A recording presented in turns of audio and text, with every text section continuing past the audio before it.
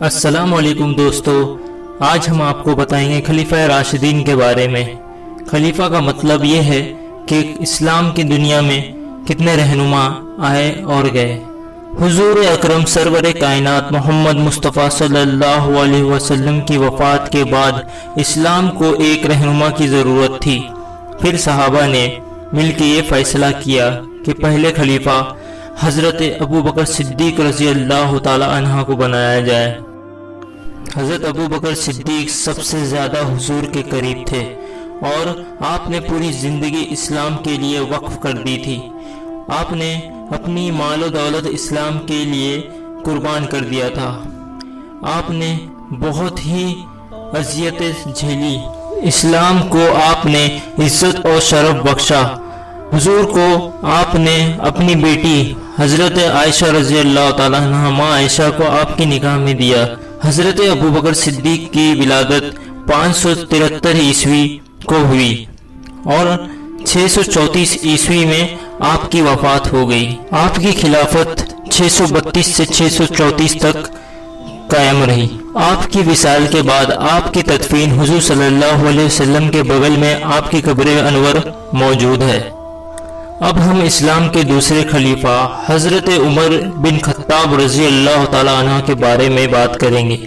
عمر فاروق رضی اللہ تعالی عنہ کی شان یہ تھی کہ قبول اسلام کے بعد آپ جس رستے سے جاتے شیطان وہاں سے کئی دور بھاگ جاتے تھے۔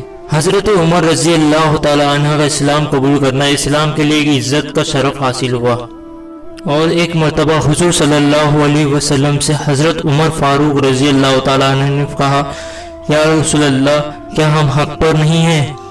تو حضور صلی اللہ علیہ وسلم نے فرمایا، ہم حق پر ہیں۔ حضرت عمر نے فرمایا، تو ہم اس گھر میں نماز کیوں پڑھے؟ ہم باہر جا کے نماز ادا کریں گے۔ اور آپ نے اسلام لانے کے بعد لوگوں کے دروازے پر جا کے کہا کہ میں عمر اسلام لے آیا ہوں، اگر کسی کو تکلیف ہے تو اپنا بیٹا بھیج دے سر کٹانے کے لیے۔ اور حضور اکرم صلی اللہ علیہ وسلم نے فرمایا تھا کہ قیامت کی نشانیوں میں سے ایک نشانی یہ ہے کہ عمر کا شہید ہو جانا، کیونکہ حضرت عمر کے شہید ہونے کے بعد ہی فتنے پیدا ہونا شروع ہو گئے۔ آپ کے دور میں امن و شانتی قائم تھی۔ حضرت عمر کا واقعہ ایک یہ بھی ہے کہ جب رات ہو جاتی تو آپ بھیس بدل کر مدینہ کی گلیوں میں گشت لگایا کرتے تھے کہ کوئی بھوکا تو نہیں ہے، کوئی کسی کو کچھ تکلیف تو نہیں ہے۔ اس لیے حضور صلی اللہ علیہ وسلم حضرت عمر سے اتنا پیار کیا کرتے تھے۔ آپ 584 عیسوی کو مکہ میں پیدا ہوئے اور 644 کو آپ کی وفات مدینے میں ہوئی۔ آپ کی بھی قبر حضور صلی اللہ علیہ وسلم کے بازو میں موجود ہے۔ آپ کی حکومت میں اسلام کی سرحد آدھا ایشیا، آدھا یورپ اور آدھا افریقہ تک پہنچ گئی تھی۔ آپ نے 634 سے 644 تک حکومت کی۔ آپ کی حکومت 10 سال یعنی آپ کی خلافت 10 سال تک تھی۔ اب ہم بات کریں گے تیسرے خلیفہ راشدین یعنی حضرت عثمان غنی رضی اللہ تعالی عنہ۔ آپ نے اسلام کی خدمت کی اور آپ کے دور میں بہت سے فتنے پیدا ہوئے۔ آپ کو اللہ نے بہت مال و دولت عطا کیا تھا اور آپ نے اسلام کے لیے بہت مال و دولت کو قربان کیا۔ آپ کے دور میں بہت سے فتنے پیدا ہونے شروع ہو گئے۔ آپ نے سب کچھ انصاف سے کام کیا۔ آپ کا تعلق بنی امیہ کے قریش سے تھا۔ آپ ایک جلیل و قدر صحابی تھے۔ آپ کی پیدائش 579 میں طائف سعودی عربیہ میں ہوئی۔ آپ کی خلافت 644 سے 656 تک ہوئی۔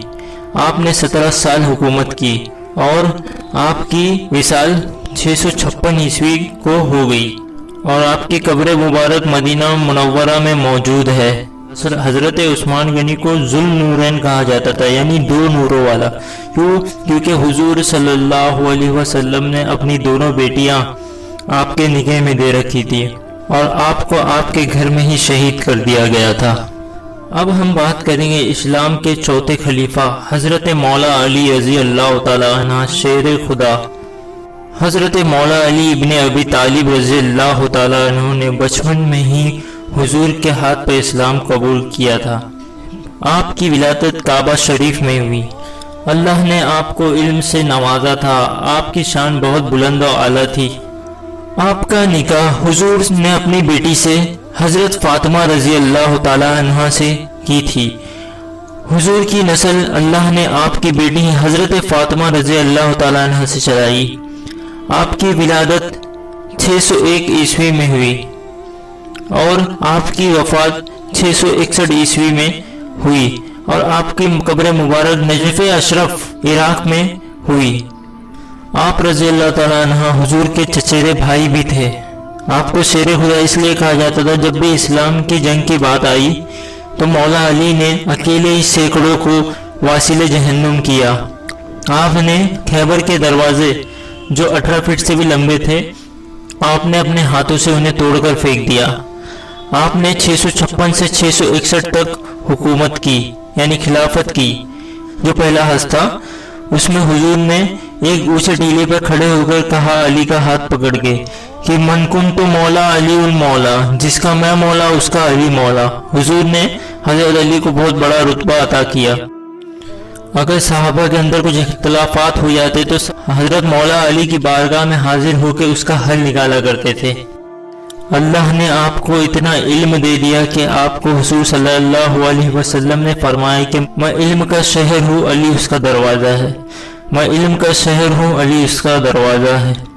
اسلام کے 4 خلیفہ کے بارے میں آپ کو ہم نے آج بتایا۔ اگر ویڈیو اچھی لگی ہو تو لائک کیجئے، سبسکرائب کیجئے اور ہمارا حوصلے کو بلند کیجئے۔